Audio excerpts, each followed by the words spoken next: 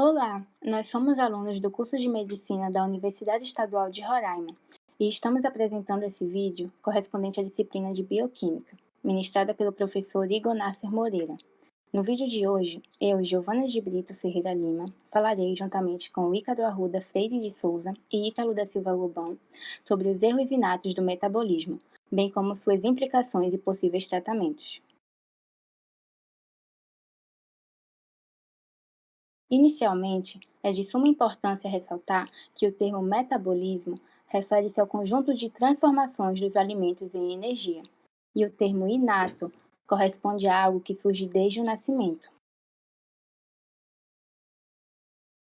Sendo assim, começaremos a explicar o que são os erros inatos do metabolismo, sendo eles distúrbios de natureza genética, que geralmente correspondem a um defeito enzimático, capaz de acarretar a interrupção de uma via metabólica. Esse defeito enzimático pode ocasionar o acúmulo ou falta de substâncias importantes para o funcionamento efetivo do corpo humano, tendo em vista que as enzimas catalisam reações no corpo e transformam substâncias em outras. A grande maioria destas doenças já apresenta sintomas logo após o nascimento, por isso inatos, e muitas delas podem ser tratadas. Contudo, esses sintomas não são isentos de serem apresentados em qualquer momento da vida. Eles são raros quando considerados de forma isolada, até porque possuem uma herança genética autossômica recessiva.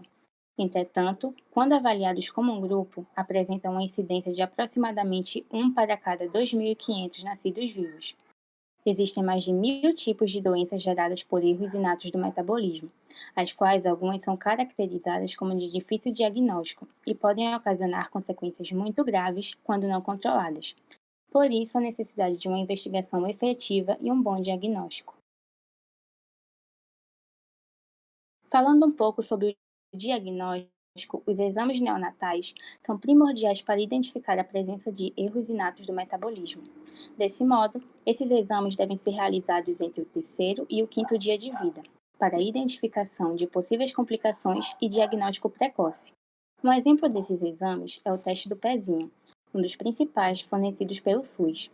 Esse exame é feito a partir do sangue coletado do calcanhar do bebê e que permite identificar doenças graves, como o hipotireoidismo congênito, ocorrido quando a glândula tireoide do recém-nascido não é capaz de produzir quantidades adequadas de hormônios, a fenilcetonúria, doença do metabolismo, e as hemoglobinopatias, que são doenças que afetam o sangue, como o exemplo do traço falcêmico e a doença falciforme. Falando um pouco sobre a história, sabe-se que os estudos sobre os erros inatos do metabolismo iniciaram-se na primeira década do século XX, quando Archibald Garrod descreveu a alcaptonúria.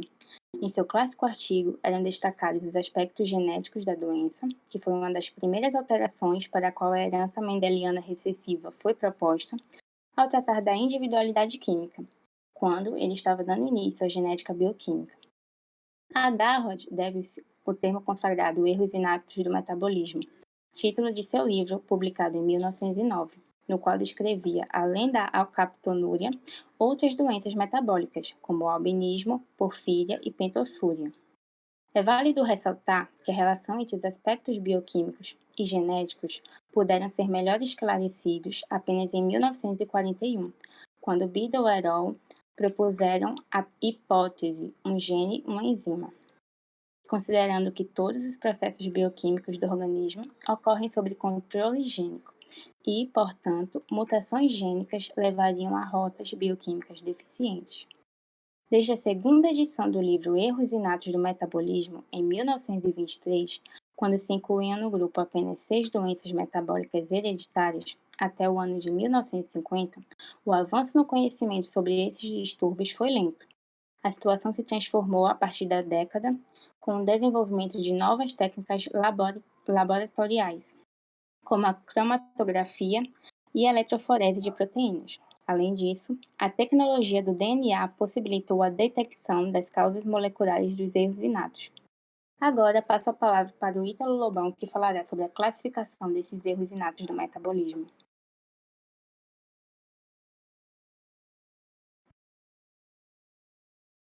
Classificação dos erros inatos do metabolismo. De acordo com Saldry e Charpentier, os erros inatos do metabolismo podem se dividir em duas categorias. A primeira categoria está relacionada às alterações que se restringem a um único sistema orgânico ou apenas um órgão, como o sistema imunológico e os executores de coagulação ou túbulos renais e eritrócitos. A segunda categoria é alusiva ao grupo de doenças que, por distúrbio bioquímico, causam dano em uma via metabólica comum de vários órgãos. Um exemplo são as doenças lisosomais. Entretanto, pode acarretar também comprometimentos a um órgão apenas. Todavia, é seguida de manifestações humorais e sistêmicas. Entre os exemplos, há a hiperammonemia nos defeitos do ciclo da ureia. Por conseguinte, a categoria 2 ela vai se dividir em três grupos diferentes. Primeiramente, o grupo 1, que são os distúrbios de síntese ou catabolismo de moléculas complexas, que no caso vai se referir aos sintomas fixos que se desenvolvem conforme passa o tempo. Os sintomas irão variar de acordo com a localização do acúmulo de substratos. Entre os mesmos pode-se destacar faces grosseira, dismorfias, visceromegalias, neurodegeneração, entre outros. Já o grupo 2 diz respeito aos erros inatos do metabolismo intermediário que provocam intoxicação aguda ou crônica. Esse grupo é concernente às doenças metabólicas relacionadas às aminoacidopatias, os defeitos dos ácidos orgânicos, do ciclo da ureia e as intolerâncias aos açúcares. Dessa forma, vão se caracterizar por apresentar intervalos livres de sintomas e relação evidente com o aporte alimentar. As manifestações causam, de maneira geral, a intoxicação aguda e recorrente ou crônica e progressiva. O grupo 3, por exemplo, por sua vez, é intrínseco à deficiência na produção ou utilização de energia. No mesmo estará incluso doenças ocasionadas por alterações na produção e consumo energéticos. Geralmente são advindos de distúrbios do fígado, miocárdio, músculo e cérebro. As manifestações inerentes comumente ocorrem através de hipoglicemia, que no caso é a diminuição da quantidade normal de glicose no sangue, também por hipotonia generalizada, que é o enfraquecimento do tônus muscular de diversas partes do corpo, miopatia, que se trata de uma condição genérica de afecções musculares, na qual as fibras do músculo esquelético são acometidas por disfunções de diversas causas, e também por insuficiência cardíaca, retardo de crescimento e até morte súbita, entre outros sintomas. Os exemplos que se pode destacar desse grupo são as glicogenoses, que são doenças genéticas de herança autossômica recessiva, secundárias à ausência ou deficiência enzimática envolvidas na síntese ou degradação do glicogênio.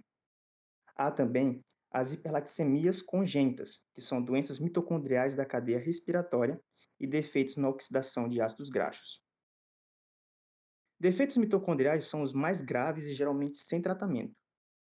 Os sintomas podem envolver sinais de intoxicação agudos ou crônicos, geralmente ocasionados ou acionados por jejum, catabolismo, febre. Os defeitos citoplasmáticos são geralmente menos graves e incluem distúrbios da glicólise, do metabolismo do glicogênio, gliconeogênese, hiperinsulinismo e defeitos no transportador da glicose, distúrbios no metabolismo da creatina e erros inatos do metabolismo da vida da fosfatopentose. Agora, por definição do que seja o hiperinsulinismo, HI, pode-se afirmar que é a causa mais comum de hipoglicemia, seja transitória ou permanente. O hiperinsulinismo é caracterizado pela secreção inadequada de insulina, o que resulta em hipoglicemia persistente, de leve a grave. Em relação às manifestações clínicas, dependendo da deficiência enzimática e do distúrbio metabólico, o início dos sintomas pode ocorrer no período neonatal, com diminuição da sucção, hipotonia, letargia, vômitos e crises convulsivas, situação frequentemente confundida com quadro infeccioso. Já em outras situações, os erros inatos do metabolismo manifestam-se posteriormente, como a sintomatologia determinada por um estresse metabólico de modo agudo e com períodos de remissão, quando controlados os fatores desencadeantes. Adicionalmente, pode-se ter quadros ainda mais arrastados, que incluem atraso do desenvolvimento, dismorfias e infecções de repetição.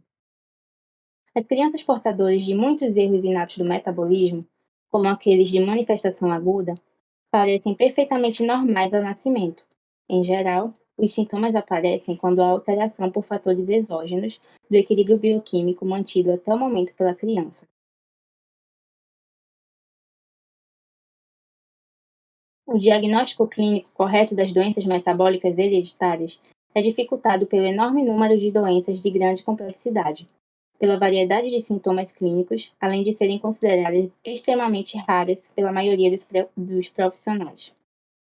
Soma-se a tais dificuldades uma apresentação clínica bastante inespecífica, incluindo letargia, recusa alimentar, icterícia, vômito, diarreia, visceromegalia, retardo de crescimento, convulsões e coma. Sintomas que sugerem causas bem mais frequentes, a exemplo das infecciosas, como já foi citado, as quais dificultam ainda mais o diagnóstico quando associadas. Entretanto, alguns critérios e sinais que, sem outra causa definida, levam a pensar em uma doença metabólica são hipotonia, hipoglicemia, irritabilidade, acidose, distúrbio hidroeletrolítico, crianças que, em associação aos citados anteriormente, apresentem odores peculiares ou dismorfias, perdas de habilidades adquiridas anteriormente e história de recorrência familiar ou consanguinidade entre os pais. A clínica que alia a história da doença e um bom exame físico contribui imensamente para um diagnóstico preciso através da identificação de sinais característicos de cada grupo de erros inatos do metabolismo. Dessa forma, é capaz de conduzir para a realização de exames laboratoriais confirmatórios mais adequados para a terapêutica precoce, quando esta já se encontra desenvolvida, assim como para o importante aconselhamento genético.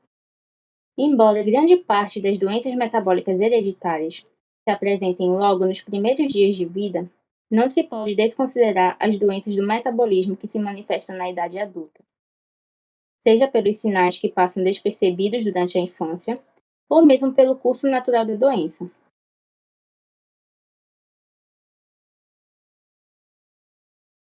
A intolerância à frutose, detectada no adulto, representa um bom exemplo. Foi descrita em paciente que desenvolveu aversão a doces durante a infância e, sem diagnóstico, permaneceu sem sintomas por longo período, até a infusão de uma solução, contendo frutose na ocasião de uma cirurgia, quando evoluiu com grave crise metabólica.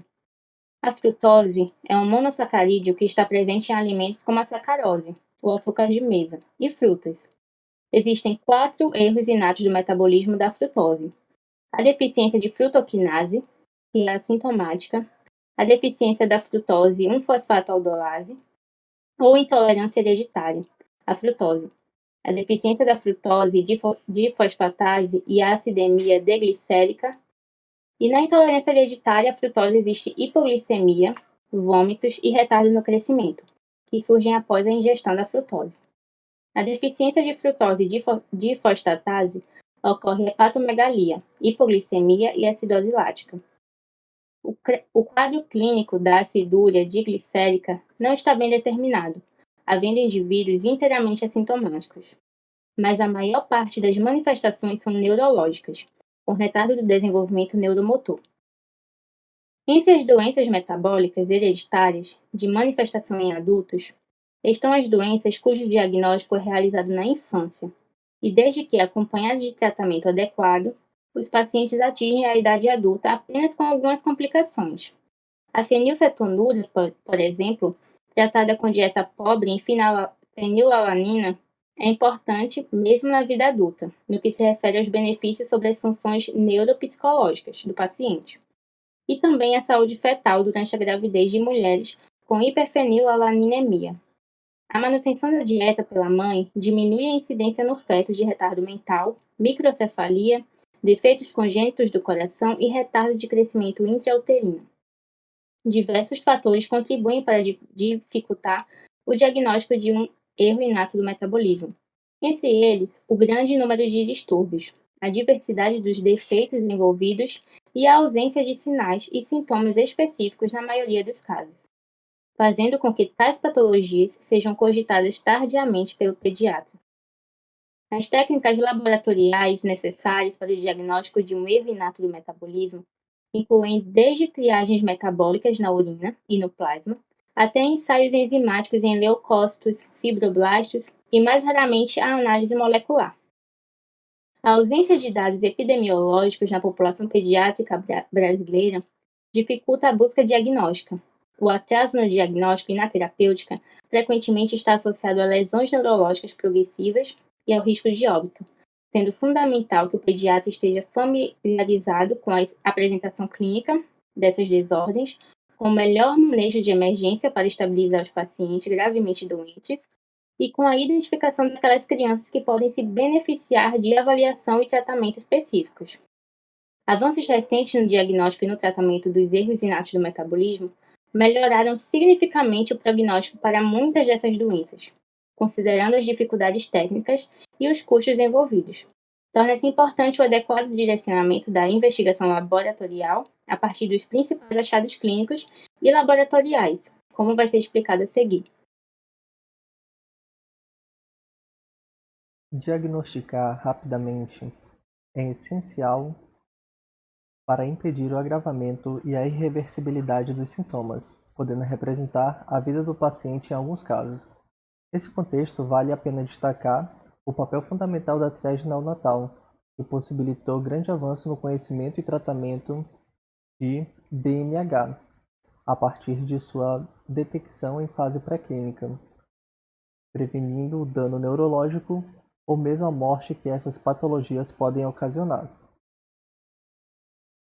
A análise clínica abrangente encaminhará aos exames laboratoriais adequados, que podem começar com simples testes de urina. Estes testes não são suficientes para o diagnóstico, porém direcionam a suspeita para determinados tipos de erros inatos do metabolismo e devem ser acompanhados de análises sanguíneas que incluam hemograma, gasometria venosa, sódio, potássio, cloro, lactato, glicemia em jejum, amônia, transaminases hepáticas, colesterol, triglicerídeos, piruvato, cálcio, fósforo, ureia, creatinina e ácido úrico. A cromatografia de açúcares e de aminoácidos na urina e no sangue faz parte dos testes iniciais. A simples observação da amostra e a percepção de odores peculiares podem auxiliar muito. A partir dos testes já citados e da suspeita clínica, pode-se chegar bem próximo de um diagnóstico concreto. No entanto, só será definitivo após a determinação da atividade enzimática ou a identificação do defeito molecular, que são exames bem mais especializados e nem sempre disponíveis. Portanto, juntar dados clínicos com o resultado de testes indiretos, como a dosagem sanguínea de substância acumulada, identificação de metabólitos na urina e visualização de estruturas anormais em materiais de biópsia é uma saída para o início de um tratamento eficaz. Ainda nos casos de evolução dramática, é importante coletar material de análise antes do óbito para fins diagnósticos e para posterior aconselhamento genético da família.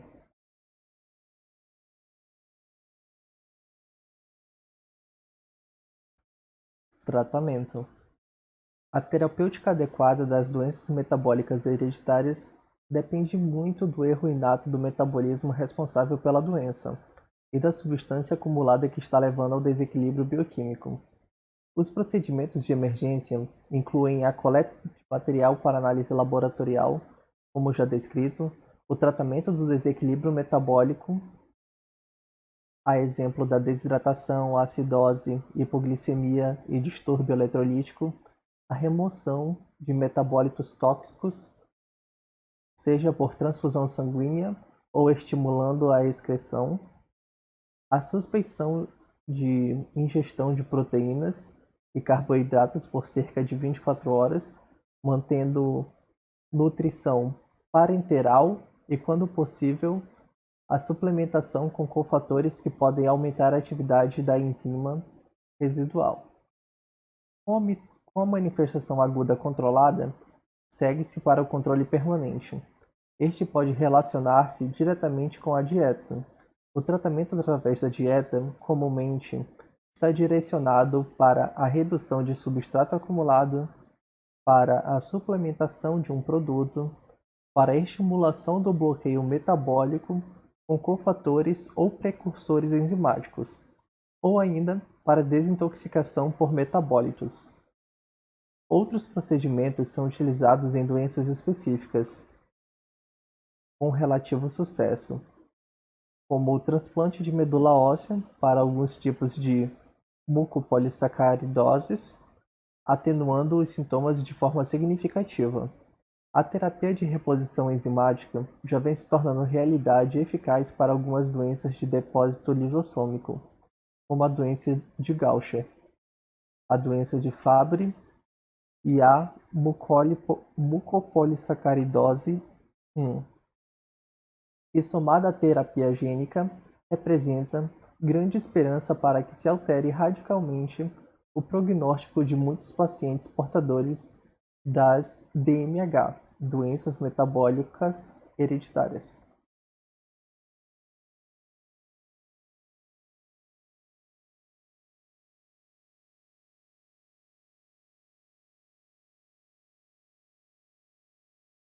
Nota-se que os erros inatos do metabolismo representam uma grande parcela dos distúrbios hereditários, sendo muito deles de tratamento não efetivo.